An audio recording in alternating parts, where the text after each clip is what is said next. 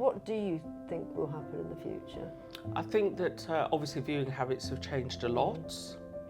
I think that government support is really, really important for the creative industries. Yeah. Here. And that starts from schools. Yeah. And how kids are allowed to express themselves and the support that they're given. Yeah. You know, the creative industries is so valuable to the British economy, and I don't think that's been fully appreciated over the years. So I'm hoping genuinely that is something that's tapped into a lot more. Yeah.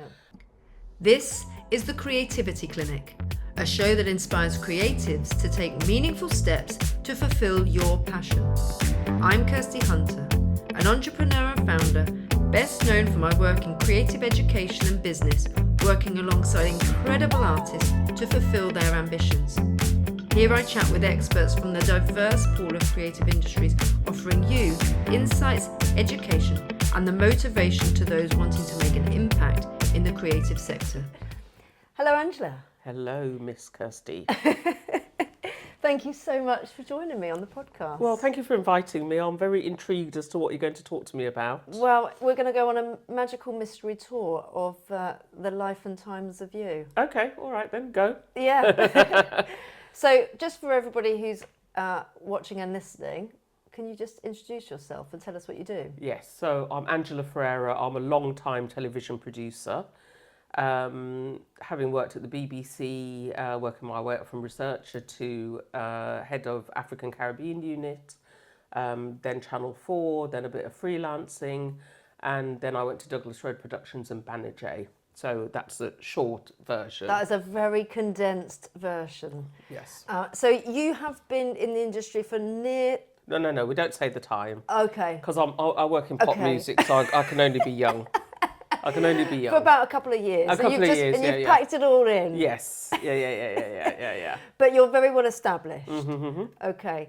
So, and you've worked your way up through all of those different careers in both live and scripted and drama and everything else. You've literally covered everything, am I right? Yes. So I originally wanted to be a print journalist. Right. And did some print, and then I did some radio. Okay. Which I think is a kind of quite normal, traditional trajectory actually for a lot of people who go into TV, especially when I started out. So a lot of people would have worked in radio or worked in print. Yeah. Then I got a researcher's job at the BBC, as I said, and worked on a daytime show before we had that title, Daytime. Right. Then I worked on an entertainment show, a big chat show, and then I went to what was just Children's BBC then, but now is either CBeebies or CBBC. Right. With a broom cupboard? Yes, but the broom cupboard didn't come out of Children's, it came out of Presentation. Oh, it was a completely different department, interestingly. It wasn't Children's. Strange. Yeah. So Presentation... was out. So the links, the broom cupboard, Andy Peters, Zoe Ball, etc. They all, Angelica Bell, they all work for Presentation. Right. Okay. So that we'll come back to that actually, because what happened was that I, after working on the chat show for a couple of years, I then went to be the series producer of a show called The Ozone, a very trend-setting music show. Rings a bell. Presented by Jamie Theakston and Jane Middlemiss. And it was already going. It was quite, I mean, if any of my contemporaries are watching this, it was quite a kiddie show. Right. But I did make it a lot more, I would say, trend-setting, like I just said, and kind of relevant and a bit more grown up. Okay. So I did that for a couple of years. And interestingly, during that time, so that show was made by, it had come out of Presentation as well. Okay. So it had been a sort of 5-minute show as a filler between other things. Right. And then it grew into its own show. Yeah. And I was very good friends with the producer at Radio 1, and we talked about doing some collaborations together. And as a result of that, so concerts that they were putting on, and then we would film it and turn it into a show. Right. As a result of that, the Ozone then moved into music entertainment. Okay. Which is, I think, where I remember it in my head. Yeah. So it came out of music entertainment. So before I did that, I'd only worked on mainly on live actually, Right. mainly on live programs. So in children's, I became what they call a production tap. So the BBC used to have all these different kind of although I was already working at the BBC, but it's just where you get extra. Yeah. So they sent me on single camera directing, introduction, single camera directing, multi-camera directing, which is 3 weeks. Right. On location. I went to BBC Elstree for it. Working with actors, directing actors, so all of these different things. So you've got a completely rounded overview of all of television production, things like advanced health and safety, production management, production design, all of these things. So you get all of that. So you get to select and choose which one you think is probably more suited for you, or you just have to do it all anyway? You have to do it all anyway. But yeah, I mean, obviously, then that helped me to do some multi-camera directing, which is what I did on Blue Peter and Wild Bunch and a couple of other children's shows. And then at that time, when I was in children's, I also directed a series called Bodger and Badger. I remember Bodger and Badger. So I did my blocks at Chessington World of Adventure. Right. So it's little children's drama, sitcom, comedy. With the added complication or bonus or benefit, whichever way you want to look at it, of a dog, a child, a puppet, and flying mashed potato, all while there were 22,000 people in the park each day. Jeez. So, I mean, that's going to really stretch and challenge anybody at all, but is there a kind of almost like bowing down to those people that manage to work in live TV? Because surely working in scripted has got its own nuances, but working in live and like with all of those things everything can just possibly go wrong. Yeah, so that wasn't live. That was a pre-record, so I went into edit with that one. But yeah, but still, even then, I guess. I mean, once you've got all of those elements. Yeah. So live, it's a different beast actually, and I've done a lot of live. So not only the things that I did in children's like Blue Peter and the chat show that I was on and the morning show that I was on, they were all live studio. I then went on to do things like the Smash Hits Poll Winners Party, a couple more award shows, and then subsequent to that I did the Mobos for many years, V Festival. Oh, I did the first Glastonbury actually, the first BBC Glastonbury. That was interesting. So a lot of live, a lot of studio, a lot of on location, etc. Yeah. So how do you then navigate from the live? Did you love it? Must have loved doing it, but it must be quite a different thing to do from where you are now. So one of the advantages with live is that when it's finished, it's finished. Yeah. So end credits roll, and that's it. You're not going into, by and large, you're not going into an edit suite to do anything. I mean, there are some shows that are pre-recorded, obviously, and I've done a few that have been overnight, where you're transmitting them the next day, so that's quite hard work. Yeah. But yeah, one of the advantages with live is that when it's done, it's done. Yeah. But yeah, you do get all of the pressure of, I've had situations where the guests won't go on stage, you can't find them, they refuse to present the award that they agreed to present, they change their minds once they get there, all sorts of things. Are you the person in the ear, or if you've got a presenter, you're there going, ride this out? Oh yeah, I have done that as well. Yeah, I have done that in live situations as well, where I did Notting Hill Carnival live, as an example. And so it wasn't anything to do with that. It was just like the sheer weight of the crowd and trying to get people through and that sort of things. Although you think you've got X amount of time, then you haven't. Yeah. So yeah, I was saying to Edith Bowman and Trevor Nelson, Phil. Yeah. Phil, lovely, and mention such and such Phil. Yeah. So there is that as well. But that's a once in a blue moon. You don't really get that. And I guess you don't know what's going to happen either, do you? That's right. So yeah, there's been many a time where I've had to say to the gallery, so-and-so's not going to come out. Can you announce such and such a person instead? Yeah. So that happens. You suddenly just pull somebody out of the backstage I've done green that. room. I have done that as well. Yeah. Yes. Pivot. Yeah. I've done that. Yeah, Pivot I've pulled somebody out of the green room. Oh, yes, wow. to go on stage. Fortunately. At the O2. Oh, really? Yeah. Who was that? You can't say. The person who came out, I'm going to have to remember his name, Sean someone. Fantastic singer, actually. And he was perfectly happy to do it. I mean, it was a massive opportunity. So he was very happy to do it. So I got him, paired him up with someone and saved the day. Yeah, it was brilliant. Amazing. And I guess even when you're doing your scripted work, like you said, you've got so many different things that you're having to navigate, and so many people, and what's the word I'm looking for? Characters. Particularly in, one in the creative arts, but then of course you've then potentially got guests or people that are coming in just for the one-off. How do you kind of work around those things? So do you have things like contingencies when it comes to a budget, and you say, well, we're going to film everything, we're going to get everything done today, but all of a sudden you've got to run over to the next day? Do you allow for all of those sorts of things? Yeah, so that more happens in drama, right? Where you've got so many scenes that you're planning to film in a day, yeah, and things happen, like you're outside, but then it rains, yeah, and it's supposed to be a sunny day. yeah. As an example, you can't control the weather, yeah, and we're not on a set in Hollywood. No. We're in the UK. We're in the UK. So things like that you can't account for. So everyone has always got to be thinking, well, if we can't do that today, what can we do? Yeah. We can actually move inside and do that interior that we weren't planning to do till 2 days' time. Right. And then we'll do the scene outside tomorrow, for example. So things like that do happen. But I think that most television people are very used to thinking on their feet and being quite strategic about things. And obviously it's a collaborative process. You know, we're not we're not working in an individual sphere. Yeah.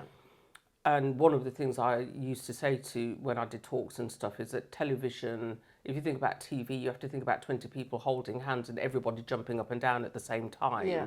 So you've all got to jump together and land together. Whereas in radio, you can go off or podcasting or whatever, you can go off and do your own thing. You can't do that in TV or film, usually. So it will be a process of a conversation. Well, we can't do that because X. What can we do? Yeah. Because we still have to use the time. Time is money. We've still got to use the time. How are we going to use it productively? Yeah. And so that we don't get behind with what we've got to do. Yeah. So that's generally what the thinking would be about something like that. Yeah. Can you tell me about Douglas Road Productions, because that's where you are now? Manager, And are you able to talk to us about the type of content that you produce? So previous, as I've just said, I did a lot of studio, live events, a lot of music. Yeah. Some little children's drama, etc. But Douglas Road has kind of specialised in quite bespoke historical pieces, some historical and some contemporary pieces, but mainly about the Black British experience. Right.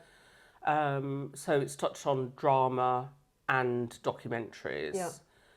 So the things that we've done to the drama pieces have been Soon Gone, A Windrush Chronicle, which is on BBC iPlayer, which tells a story of one family. One person steps off the Windrush in 1948.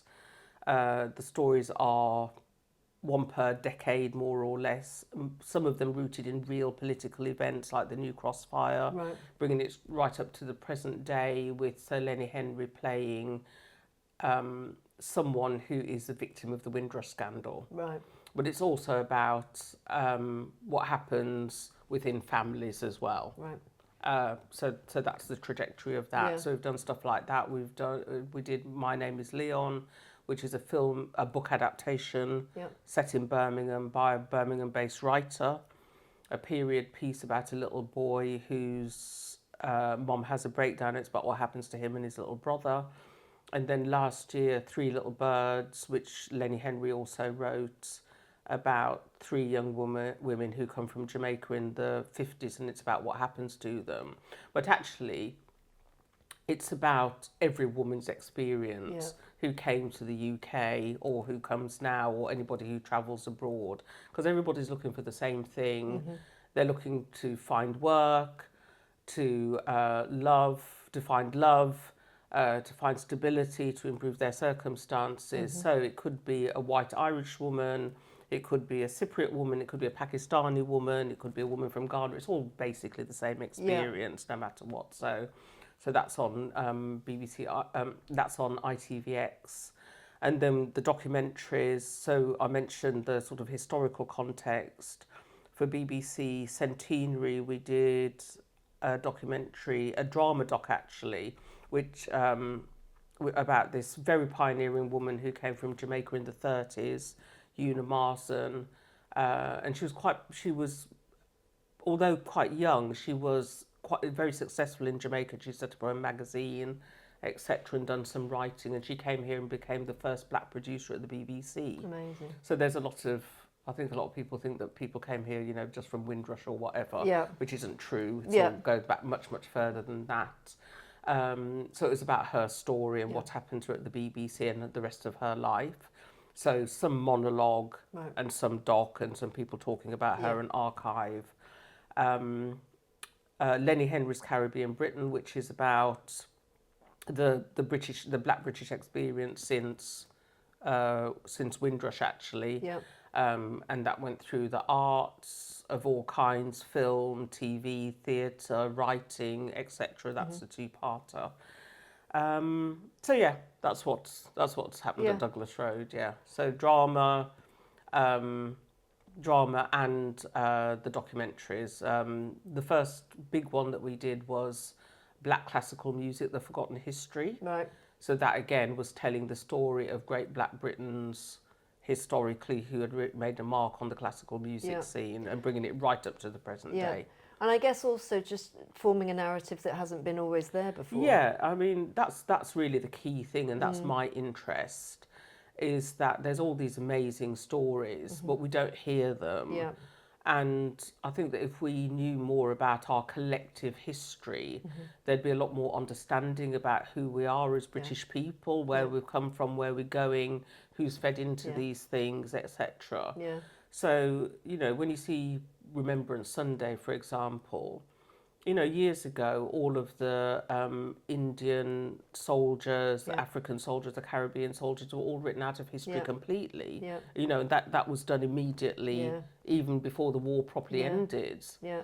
But if people actually knew what the contribution was, they'd be a lot more appreciative of all of that shared history. Yeah, and it's a shame, isn't it, that you actually have to use TV and film to be able to tell that narrative. You'd like that to be in our curriculums, in our history books, but like you say, when things have been written out previously and it's not then accessible for people, then the best narratives and storytelling to access people so that they do understand it. Yeah. So it must be really quite powerful and a privilege to be able to put that sort of content out. Yeah. I mean, it's going to be increasingly hard to do that simply because of the state of the TV industry.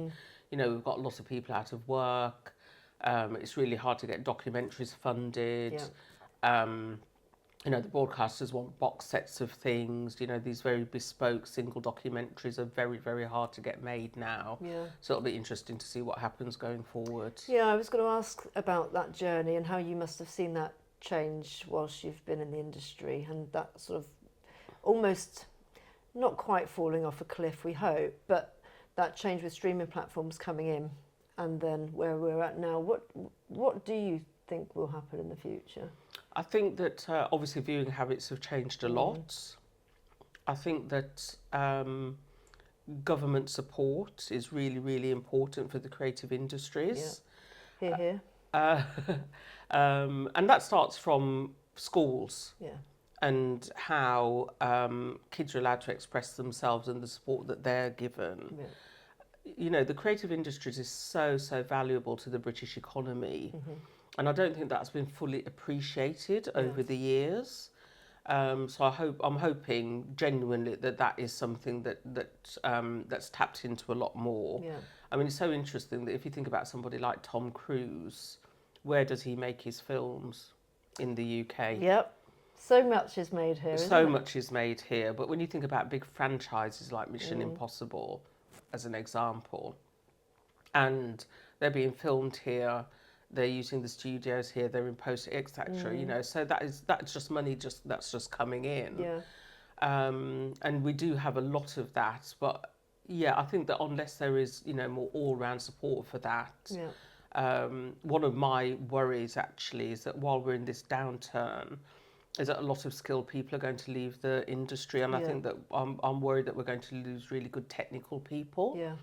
And it does take years to build up to be able to do certain things. Yeah. And none of these things are things that you can learn overnight. So that is a worry that a lot of technical people will leave. Yeah. But I think that parts of the industry aren't going to come back in the same way that it was before. Yeah. And it is worrying that we've got so many people out of work. And so my hope, if they're not going to be able to come back, is how they can pivot and use those same skills. TV producers are fantastically talented people who can turn their hand to so many things.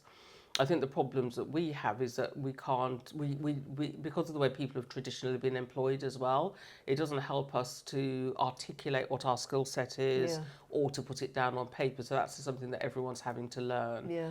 So, fingers crossed that everybody gets sorted out sooner rather than later. Yeah, I mean, sadly, I have spoken to a couple of people that have, spoken about the trials and tribulations of the industry. And I think you're right, you're a freelancer a lot of the time, aren't you, as well? So that uncertainty of when you're going from one project production to the next, and then suddenly thinking, oh my God, going into another industry, I know it myself, you suddenly have this imposter syndrome where you think, well, I'm not necessarily skilled in that area, so how can I jump in? And you've got to create a new network, and that takes time. So yeah, I do hope that we see a bit of a shift and change, and obviously we've had the actors' strikes and everything that's then contributed to everything just either slowing down or at a bit of a standstill at times.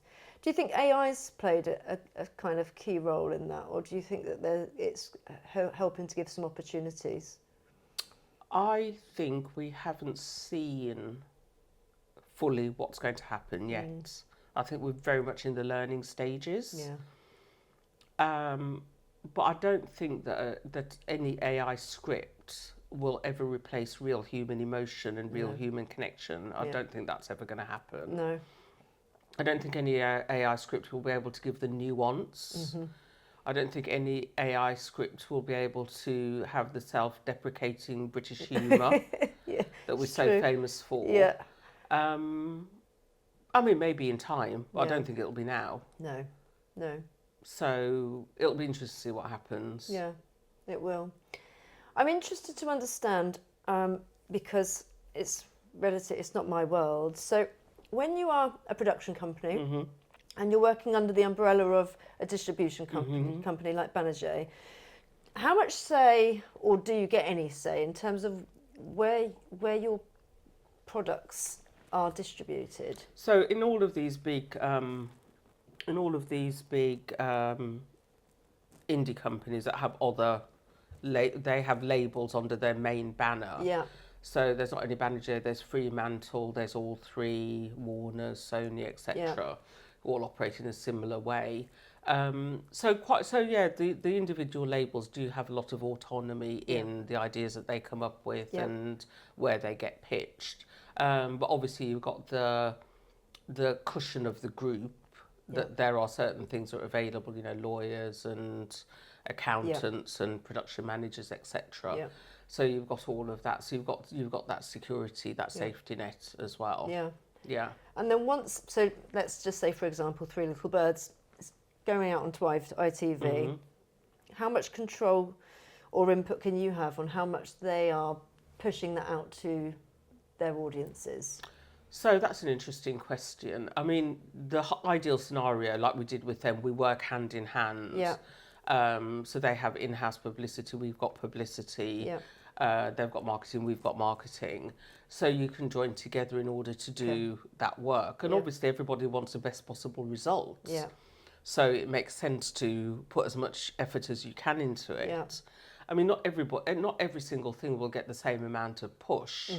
So if you watch the BBC, for instance, their trails will often be about EastEnders, even though that's on All the time, all yeah. the time, 4 times a week or whatever. And so then if you're making something smaller, then you just say, well, why haven't I got that trail? You know, there is always that. I mean, I've been quite lucky with the BBC, actually. They've been really supportive of the things that Douglas Road has done. So, yeah, everybody wants the best possible outcome. Yeah. And now that we've got social media of our own, so you can also, you can make a TX card. When I started out, you made a TX card. So for anybody who doesn't know what that is, that is, you make a little flyer with a picture of what the show is and the title and the date it's going out, and sometimes some of the key people who've worked on it or whoever the talent is. And before you would have printed those, but now you just have them digitally, so I can just send them out on WhatsApp. And put them on my LinkedIn and put them on Facebook and put them on Instagram and whatever. So you've got all of that. So individual producers also have a certain amount of their own reach and their own network. So if you think that there's 20 people work on it. So for instance, on the drama side, I mean, all the actors are putting out. They're putting out the TX card.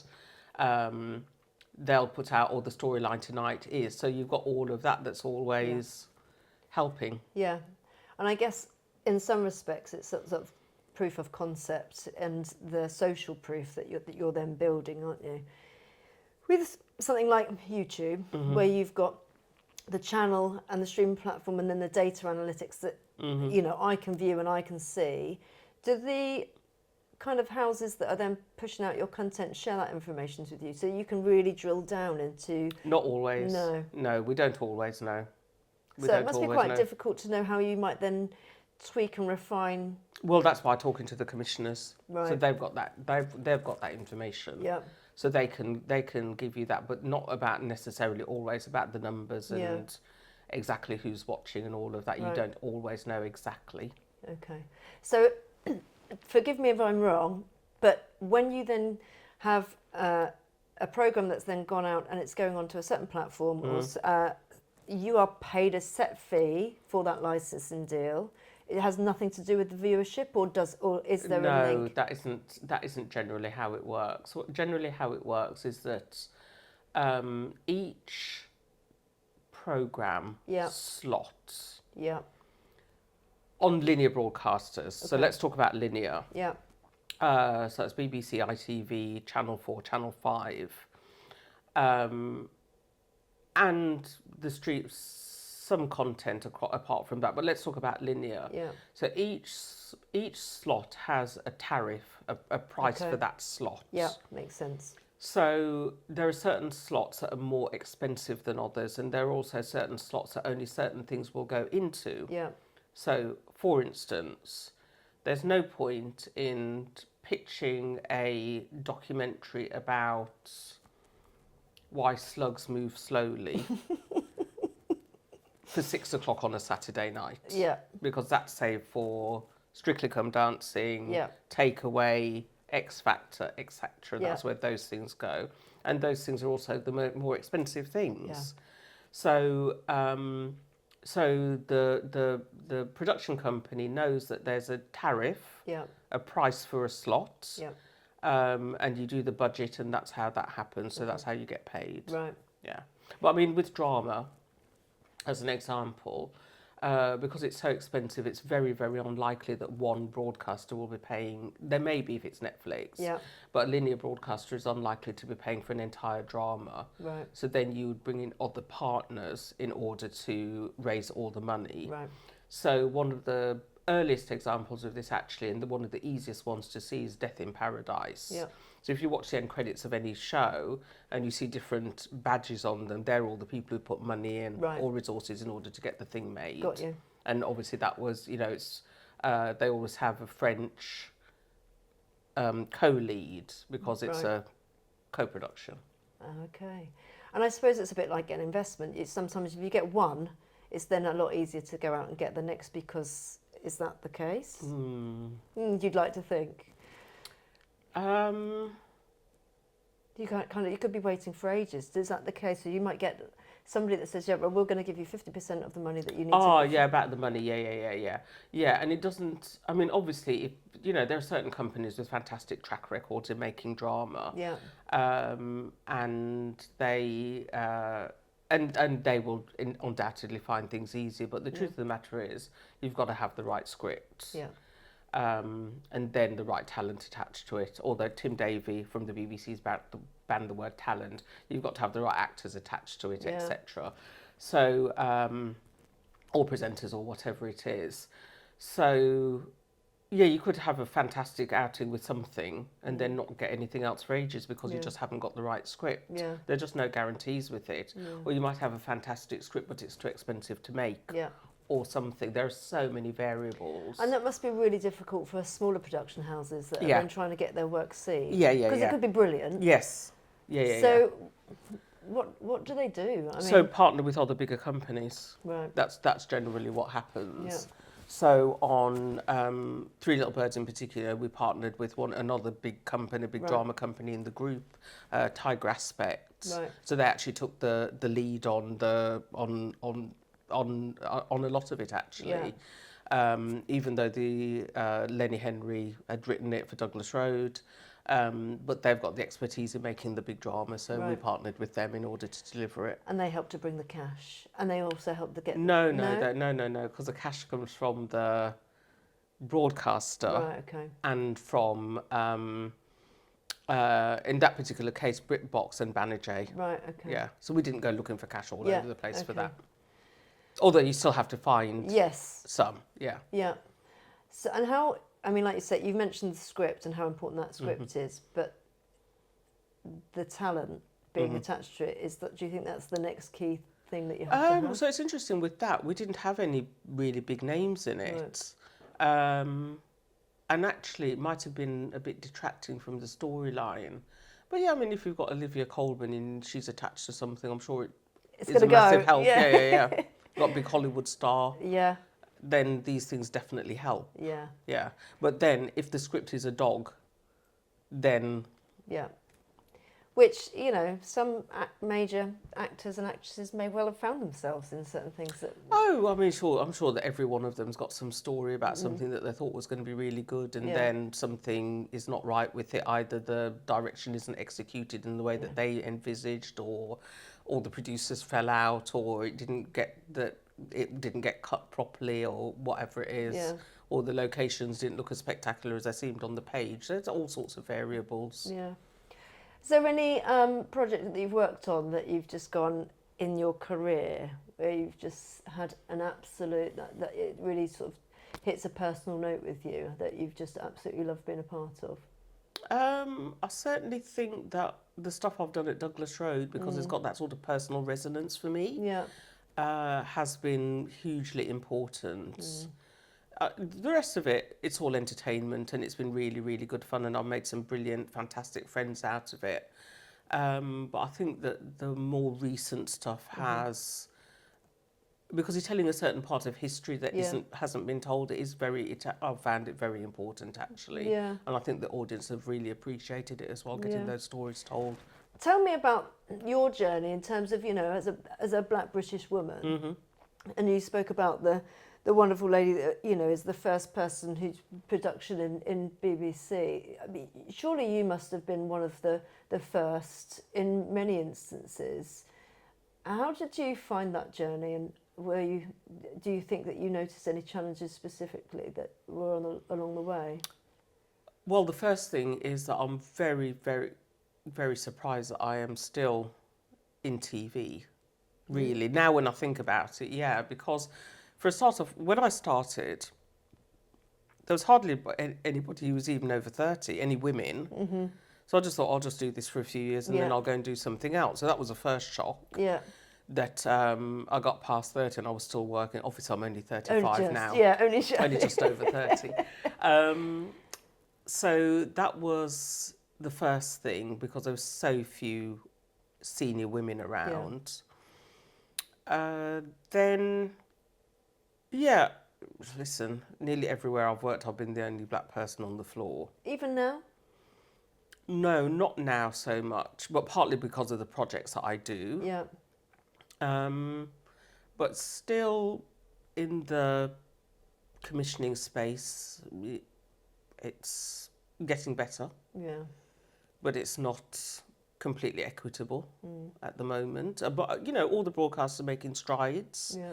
And talking about it, and it's on the agenda, and along with other things like lower socio-economic groups, etc. And everybody's realised that the broader the story you tell, the more successful it can be. Yeah. So look at something like Supercell on Netflix, which was the #1 show for weeks. And it's quite a particular story. Yeah. But because of the way that it was made, the amazing special effects, and at the heart of it, it's actually a love story. Yeah. Which I don't even know if they really brought it out like that. And that was, but to me, that's what I saw. Yeah. So it just shows that if you tell different stories from a different perspective, they can be very successful. Yeah. As long as they're properly supported. Yeah. Well, otherwise you're just going to get the same. Otherwise, you're all just the going. time. Well, this is probably one of the issues that we're suffering from now. That Yeah. we've probably told too many of the same stories. Yeah. I mean, I think whilst true crime has just suddenly, like, literally tipped off everything that I ever see on any, it's just true crime. We're bombarded with it all of a sudden, aren't we? But Yeah, but just to go back to your actual question, yeah. So coming from Birmingham, working class background, Caribbean background, yeah, I'm sure that this trajectory in TV was not promised, expected, anything. yeah. So yeah, it's interesting to me that I'm still going. What do you think it was about you and your character and your skill set Oh dear. that enabled you? No, but because you're absolutely right. You know, when there are very few other faces around that look like you, sound like you, then there's you've done something, even if it's had a tenacity to just keep going and knocking on the doors and going, I'm here. You know, what was it that you think enabled you to sort of still be here in the industry? I think I'm not going to talk about hard work. Everybody works hard. Everybody talks about black people having to work twice as hard. I think that's probably true as well. I think that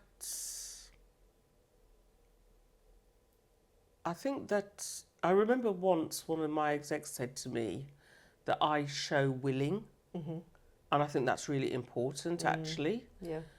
So I think the tenacity thing, because obviously everyone gets knocks and all that sort of thing, but also I think versatility. And I've always said that my greatest strength is curiosity, a word I can't say at the moment, curiosity. That's listening to the election thing in the middle of the night. And I say to young people when I do talks, read widely, listen widely, watch widely. I think that's really, really important. So for me, I'll be talking about something, but how do you know that? It's like endless shite, endless shite, a little bit about a lot of things. Yeah. So, I'm not a physicist or anything. I can't talk about quantum physics or anything like that, but I can talk about endless things about culture, about art, about music, about history, about geography, about dance and ballet and acting and films and Yeah. So yeah. And it's kind of helped steer you in certain directions. Yeah. Lots of different categories. Yeah. And also, all of those things are things I would be doing anyway. You know, they're not my job. Yeah. They're the things I do. Yeah. They're just things I do. I go to the theatre. I go to films. And if you're in a big city, there are so many things to do that are free. Yeah. You literally don't need to spend a penny. You can get on the bus and go to the V&A and walk along that road and go and see some exhibition there, and then there's a natural history across the road and so on. And you can just do that for the whole day. Yeah. But like you say, it's about having that curiosity, which a lot of people don't have. So, but if you do, then access the free stuff. Yeah, access the free stuff. Yeah. And see what you can learn. Yes.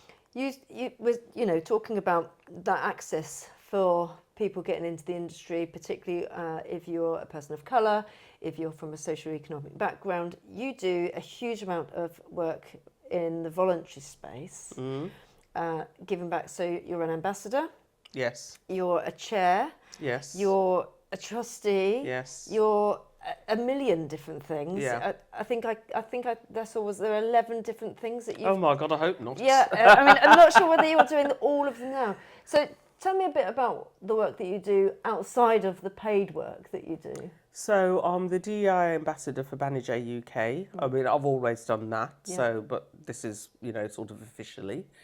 I am the chair of the Embrace Network. So actually, when I was at the BBC, we had probably one of the oldest, what we call now, employee resource groups. We didn't have that title then, Right. but everyone's got them now. So at Banijay, we've got Pride, we've got L, we've got Green, we've got a neurodiversity group, we've got Embrace. I think it's 5, that we've got. But at the BBC, we only had the Black Workers Group Right. in the first place. So I've just always done that because it gives access to the, it's essentially a pressure group. Yeah. So you can say to the bosses, actually, what are you doing? Yeah. What are you doing? What are you doing about employment? What are you doing on screen? That's happened and that wasn't appropriate, Yeah. etc. Yeah. So it's really great that all of those groups are branded now, nearly all of them as Embrace, and they're in virtually every industry. Yeah. And that they're also L and the other groups, women's groups, etc. So that's really good that there's all of those. So I've always done that as just part of my work. Yeah. And I'm all about equity and fairness and giving people a shot, etc. And I've always done I helped to set up the very first official work experience at the BBC, and when mentoring first came into the UK, I was one of the first mentors. So I've always done that as well. I'm still friends with many of the people that I've mentored or given work experience to or whatever. And what's rewarding is that they grow up, and then it becomes a reverse, or they get invited to nice things, and then you're the plus one. Yeah. Lovely. Great. I've walked many a red carpet as somebody's plus one who, Yeah. that's how that relationship has Yeah. come about. So that's always really nice. And then the thing I started in 2020 with 3 other black women is called the Black Funding Network. Right. And that is to raise money for small groups working in the black community. Yeah. And they could be doing anything. It could be from, having a soup kitchen to being a ballet company or needing money for a special project for an acting thing or a bursary or extra education, etc. So we have events twice a year. We have live crowdfunding. Right. We've raised about 140,000 from the events that we've had so far. And is that specifically for people that are located in London, or is No, that they across could be the country? anywhere. Yeah, they could be anywhere. So we have an application process. Yeah. And they need to meet certain criteria as well. And then we have, we've had some on Zoom, on a streaming platform. And we've had some that are live as well. Yeah. So people come and raise their hands and offer money. Amazing. And people come and pitch their idea and say, we could do with a little bit of helping hand. And then do you help them afterwards? Yes. So they get continual help. And also people can pledge help as well. Okay. So we've had people pledging coaching sessions, legal assistance, space, all sorts of things, Amazing. as well as money. Yeah. Because all of these things are really important. Yeah. And is that for any age group? So anybody that wanted to get involved, or is it for a set No, age it's group? for any age group. So we've had some groups who do work specifically with young people, with extra education and so on. And we've had other things, like we've had the African Caribbean Doctors and Dentists Association, for instance, wanting to set up certain bursaries to help people understand how to get into the medical profession. Right. So it's a wide range of things, wide range of things. So not just the arts? Or No, it's a wide range of things. I bet that gives you so much pleasure to be able to be part of such important... Do you know what? It's really great when you find out how the money has really impacted people. So we do have a mixer in the summer where we invite people who have benefited from the money to come and talk about their experience. And sometimes we have one of those people as well to talk at the beginning. And it is actually quite emotional. I mean, we had, we gave some money to someone who was trying to, they're called ADHD Babes, it's called. Right. And if you want to have an assessment and diagnosis, it can take about 6 years. I know this fact. But actually, to have the diagnosis only costs about 300 quid, and you could go privately and get it in about 6 weeks. And so the person who set that group up, she got, I can't remember how much it was from us, like 6,000 or 7,000 or something. Right. And when she spoke in the summer, I think they put something like 150 people through. And people were able to go back to work, pick up their studies, get their kids back, all sorts of things. I mean, it was really astounding how much impact that money, I've gone all cold. Yeah. How much impact that money had in such a short space of time. Yeah. I mean, it was really incredible because it's actually life-changing. Yeah. So when you hear stories like that, you just go, wow. No, it's really impactful, isn't it? I think that one particularly, my partner was diagnosed about a year and a half ago. I went privately because, of course, the wait list was incredible. And it just changes something that makes you sort of go, well, of course, I've kind of known that all my life. And this is why I've acted like this all my life. But having that and just affirming that is really important. And the waiting list, because of course awareness has been now brought to it. It's just the waiting list have gone off the chart. Well, it's also about people getting the right medication and so on. And so that was one of the things that she talked about. So and getting the right support. Yeah. So all of those things once you've got the right diagnosis. So definitely for quite a few of our groups, the money has been really, really life-changing for the people that they work with. And that ripple effect that then happens afterwards. Of course, because it's benefiting everybody. Yeah. And I think sometimes, particularly if you are coming from an environment, I did recently just finish my MBA, and I'm surrounded by quite a different world to what I've grown up in.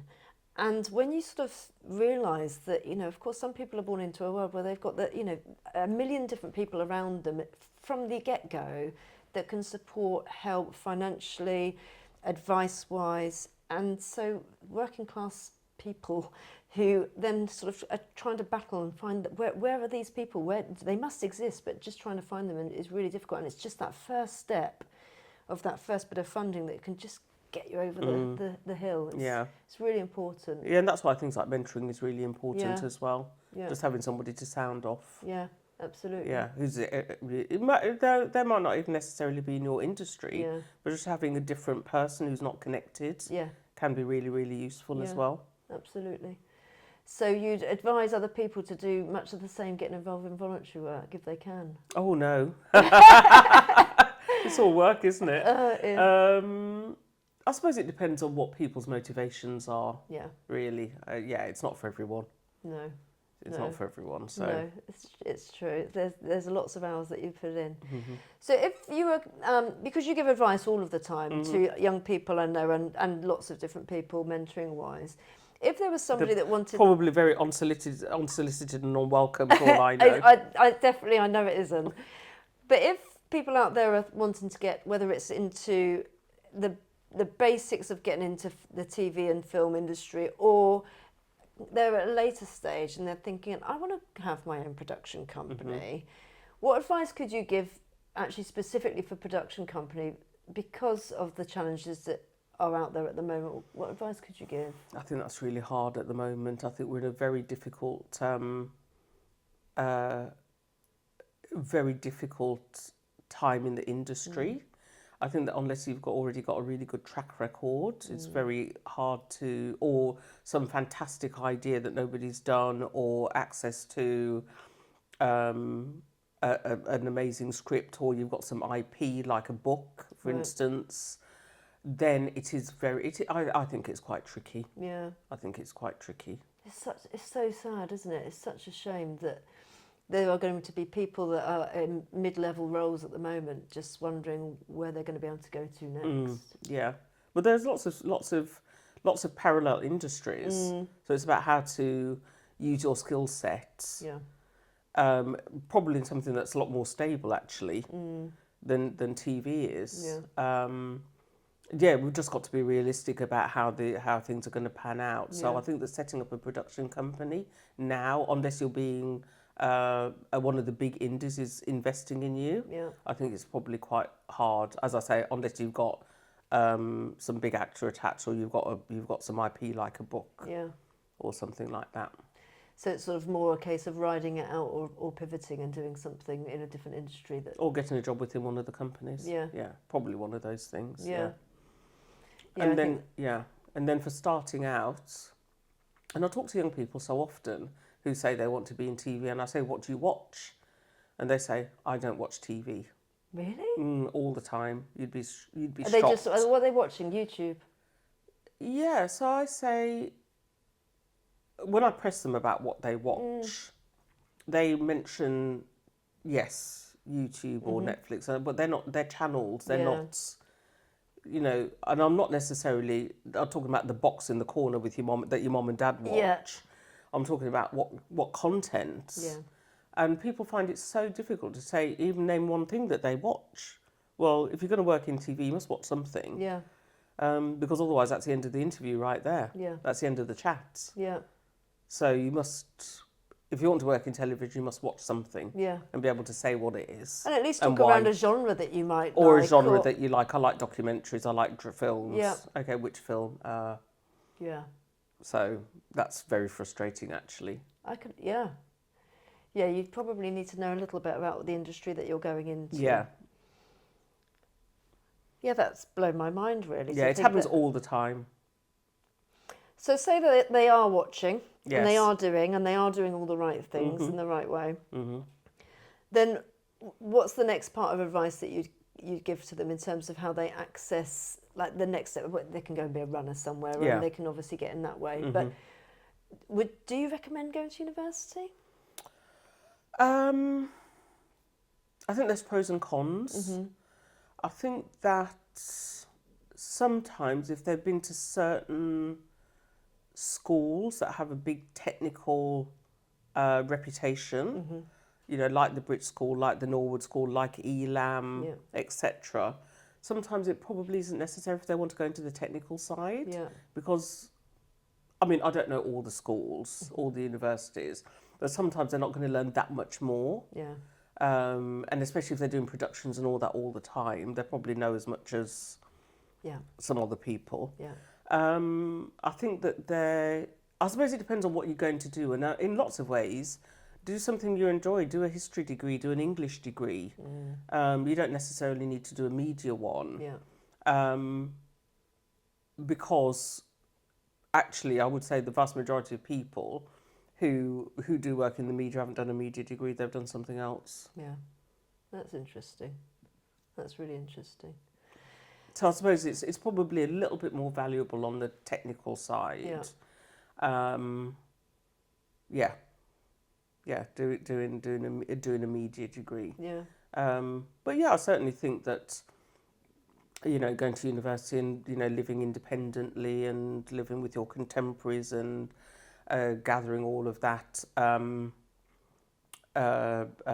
knowledge and collaboration is really, really useful. And I mean, obviously there's the National Film and Television School as well, and those sort of the Met, etc. Which, one of the great things about places like that is that you do all those projects all the time and you're cross-collaborating. So quite often you'll see somebody at the Oscars who's won a directing thing and they're working with the same cinematographer and the same composer that they met in the school. So there is that as well. That's a real positive. The early network that you're creating, absolutely. So your career has gone, and you're very much in TV and have managed to stay in TV, for, like you say, the whole time. Is there ever anything other than TV that you wanted to be in sort of later? And you know, you said that you sort of wanted to do print journalism at the beginning, but sort of now looking back, do you think if I could have gone in a different direction, what would that have been?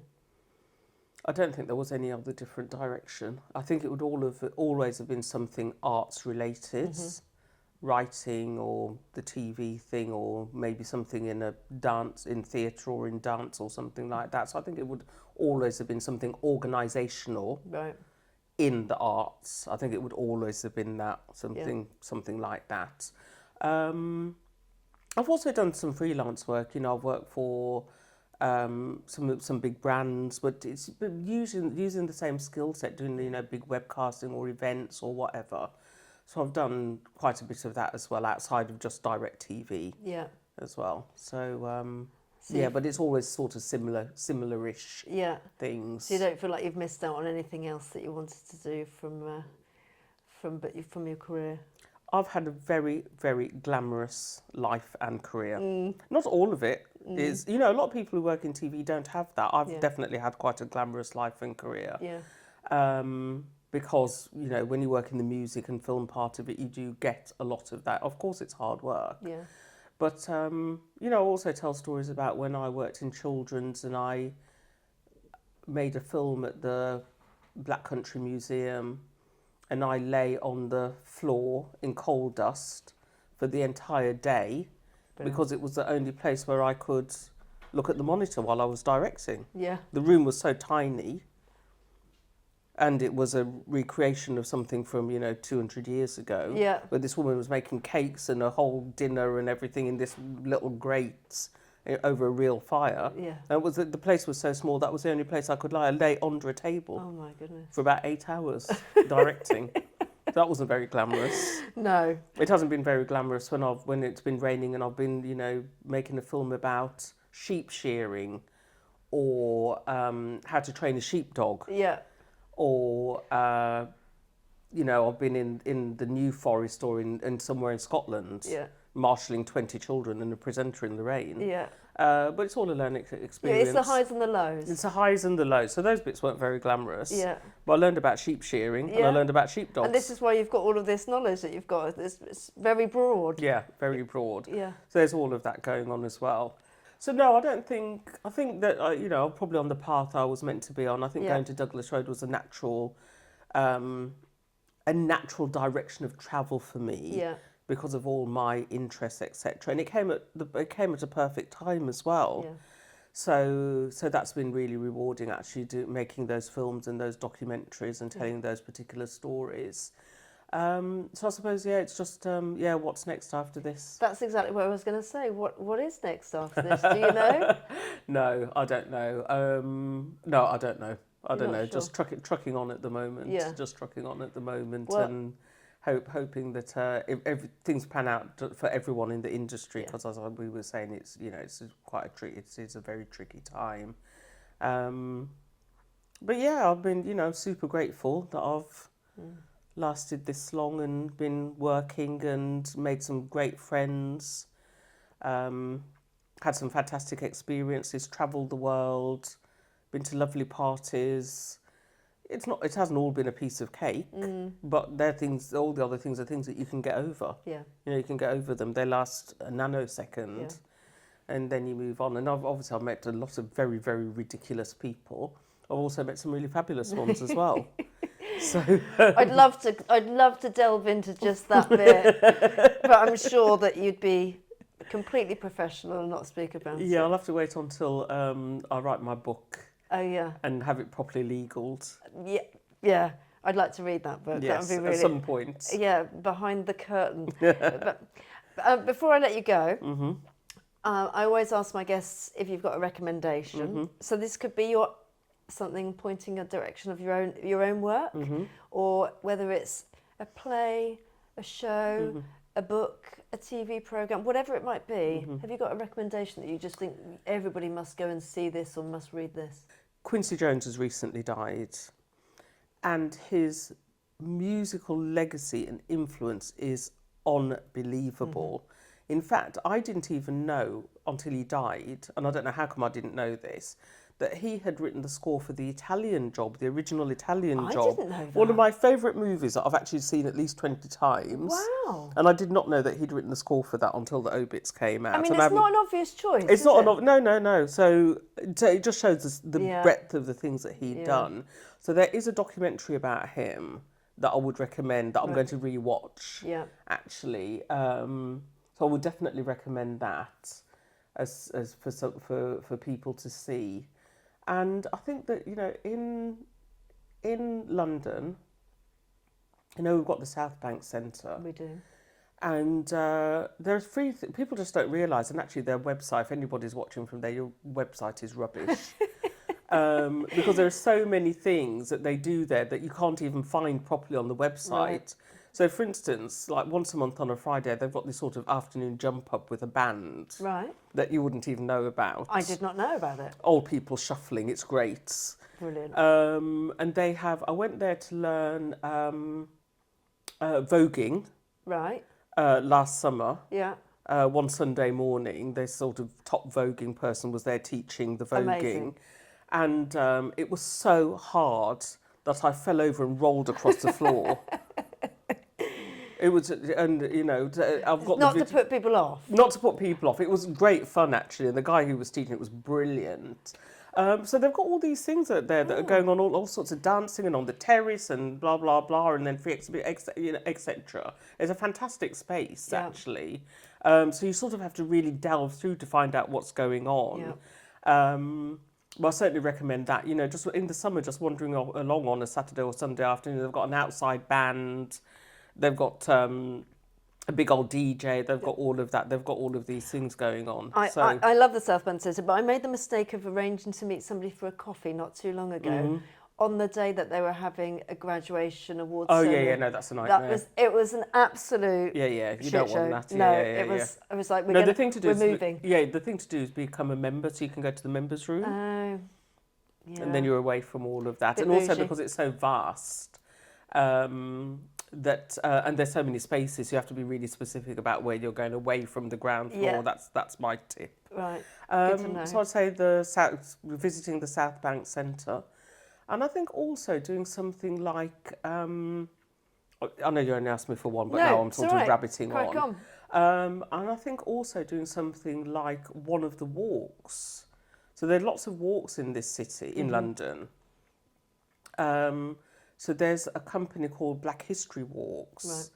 and they're great because they actually also do bus tours and helicopter tours, rather weird, and cruises. Something for everybody. There's something for everybody. But also there's all those amazing walks around the city. Yeah. So you can go and find out why Bread Lane is called Bread Lane and why Petticoat Lane is called Petticoat Lane, etc. Yeah. Because there's a reason behind all of that. And go on one of those. I made a film about the city actually and medieval times once, and I did one of those walks with this, you know, the guide who was talking us through some of it, and it's absolutely fascinating. What's when you the film do called? It was what was the film called? It went out on Stars in America.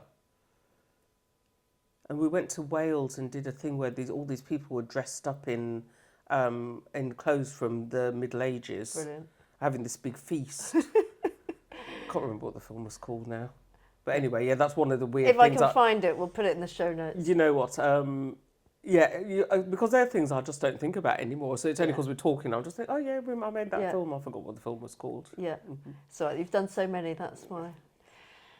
Well, thank you so much. The TV industry has been absolutely so fortunate and lucky to have had you for this very short time that it's had you in your mid-30s.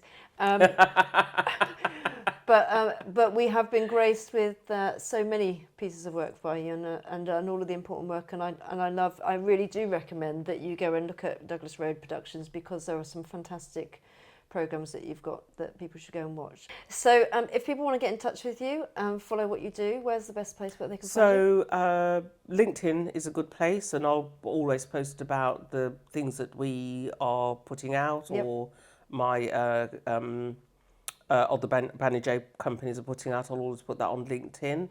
And yes, that's where I'll put all my professional activities, so that's an easy place for people to connect with me. Brilliant.